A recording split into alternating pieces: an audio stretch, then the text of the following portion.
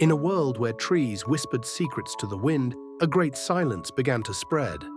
"Where have our friends gone?" the clouds asked, drifting aimlessly. "They were our storytellers," replied the rain, falling less frequently.